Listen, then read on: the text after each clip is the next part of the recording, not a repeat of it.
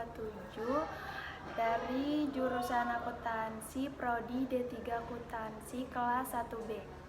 Perkenalkan, nama saya Diana Salsabila dengan NIM 2262111026 dari kelas 1B Prodi D3 Akuntansi. Di sini kami akan menjelaskan tata cara penggunaan komputer, mouse, dan keyboard. Dan kami akan menjelaskan beberapa arti komputer dan lain-lain.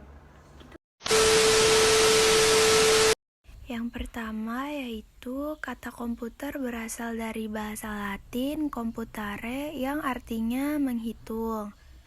Selanjutnya, definisi komputer adalah sekumpulan alat elektronik yang saling bekerja sama dan dapat menerima data atau input, mengolah data atau proses, dan memberikan informasi atau output yang terorganisasi di bawah kontrol program yang tersimpan di dalam memori. Lalu selanjutnya, keunggulan komputer sendiri. Yang pertama, mampu mengakses dengan cepat dan tepat. Yang kedua, menghasilkan informasi dari data yang lampau. Yang ketiga, mampu memproses data yang sangat besar menjadi informasi.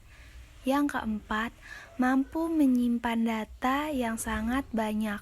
Yang kelima, mampu melakukan importing dan exporting data yang dirancang khusus. Selanjutnya saya akan menjelaskan perangkat keras terlebih dahulu. Perangkat keras atau yang sering disebut dengan hardware merupakan komponen utama dari sebuah komputer. Disebut hardware karena komponennya dapat terlihat, disentuh, atau kita pindahkan. Jadi hardware itu definisinya adalah perangkat yang secara fisik dapat kita pegang, kita sentuh, atau mungkin dapat kita pindah-pindahkan. Di hardware sendiri terdapat susunan alur, input, proses, dan output. Lalu yang pertama yaitu input device atau peranti masukan. Input device ini berfungsi sebagai pintu masuk data yang akan diolah oleh peranti pemroses.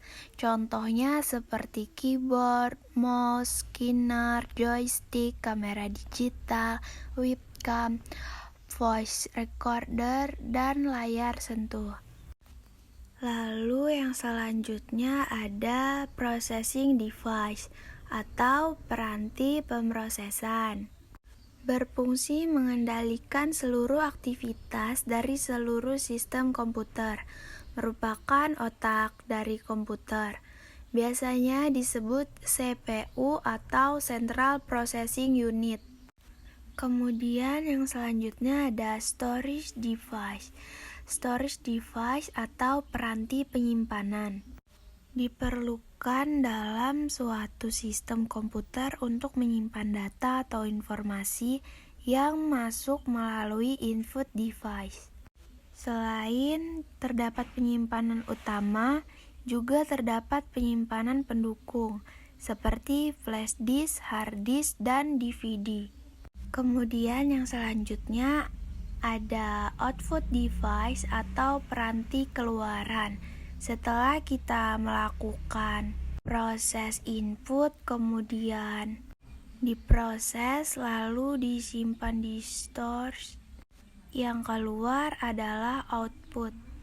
Device ini atau peranti pengeluaran merupakan alat yang berfungsi menyampaikan informasi hasil dari pemrosesan komputer kepada manusia atau dilanjutkan ke mesin lainnya. Contoh dari output device ini adalah layar monitor, printer, dan speaker. Lalu selanjutnya ada perangkat lunak atau software. Jadi software ini merupakan serangkaian instruksi untuk mendukung kinerja perangkat keras atau hardware.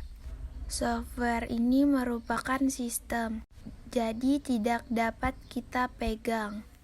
Sistem ini dibagi menjadi dua, yaitu software sistem operasi dan software aplikasi. Yang pertama ada sistem operasi atau operating system atau OS. Sistem operasi ini memiliki fungsi seperti yang pertama manajemen sumber daya, yang kedua manajemen data, yang ketiga manajemen gugus tugas, yang keempat penyedia sarana komunikasi antar pengguna komputer. Sistem operasi yang dikenal antara lain seperti DOS, Windows, Linux, Mac OS, dan Unix. Kemudian yang kedua ada software aplikasi.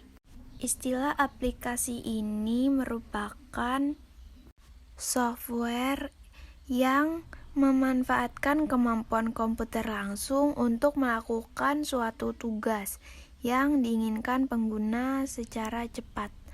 Contohnya yaitu Microsoft Word, Microsoft Excel, Adobe Photoshop, CorelDRAW, Opera, Google Chrome, dan lain-lain. Selanjutnya, selain ada hardware dan software, ada juga brainware. Brainware ini merupakan istilah untuk pengguna komputer yang akan memasukkan perintah-perintah melalui input device, sehingga komputer akan mengolah sesuai dengan instruksi pengguna.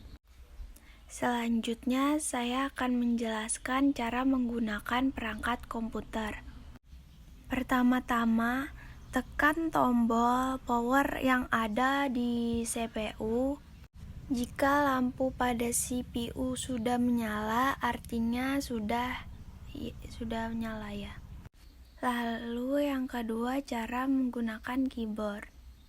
Di keyboard terdapat huruf dari A sampai Z dan ada juga angka-angka.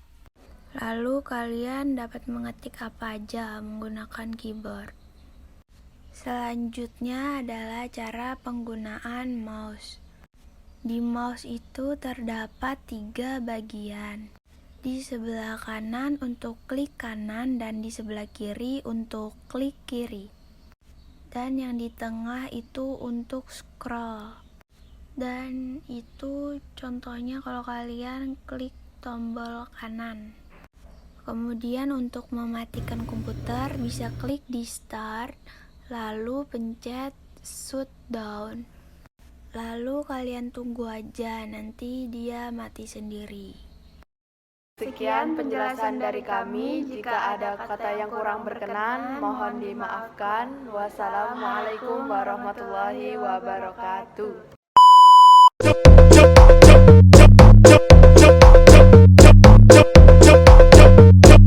Gucci, Prada, Louis, на мне только Фэнди ходит.